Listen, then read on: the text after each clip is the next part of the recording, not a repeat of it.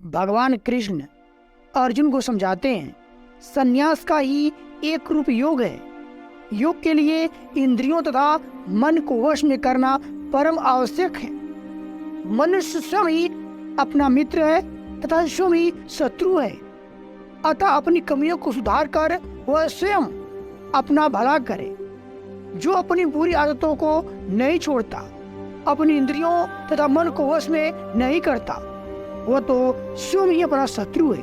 हमारे कर्तव्य को सुचारू रूप से करना बिल्कुल भी असंभव नहीं है और कठिन तो बिल्कुल भी नहीं। कर्म दो प्रकार से किए जाते हैं, कर्म फल पाने के लिए और कर्म तथा उसके फल के मोह को मिटाने के लिए। जिसने दिखावे के लिए मोह ममता का त्याग कर दिया लेकिन मन के भीतर सभी क्रियाओं के प्रति मोह में जकड़ा हो, उससे भगवान की कृपा कभी प्राप्त नहीं हो सकती। मनचाही वस्तु मिल जाने पर उसके सुख में रम जाते हैं, जिससे आसक्ति बढ़ती है। इसे केवल एक साधन के रूप में बिना लगाव के इस्तेमाल करने से मन आसक्ति में नहीं फंसता। जो व्यक्ति चीजों के सुख में खो जाता है, उन चीजों के चले जाने पर व्याकुल हो जाता है। इसलिए चीजों के मिलने या खोने दोनों में मन को एक समान रूप से मोह रहित रखना ही योग है। जीवन यापन से अधिक वस्तुओं को अपने घर में जमा रखकर हम अपने पर कर्ज चढ़ाते हैं। ये वस्तुएं किसी जरूरतमंद को देकर उसके जीवन को आगे बढ़ाया जा सकता है। काम ठीक से हो जाता है तो उससे एक सुख मिलता है और काम ठीक तरह से नहीं होता तो मन में एक दुख होता है। यह दुख सुख होना कर्म की आसक्ति है। आपका कर्तव्य केवल अनासक्त होकर कर्म करना है।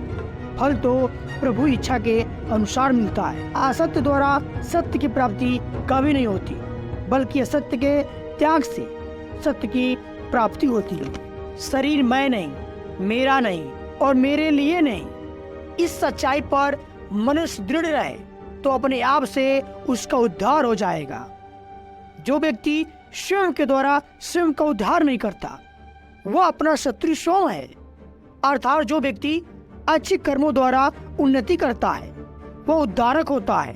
इसके विपरीत बुरे कर्मों को करने वाला अपने साथ साथ समाज का भी विघटन करता है। दूसरों की सहायता के बिना कोई भी किसी पर जीत प्राप्त नहीं कर सकता।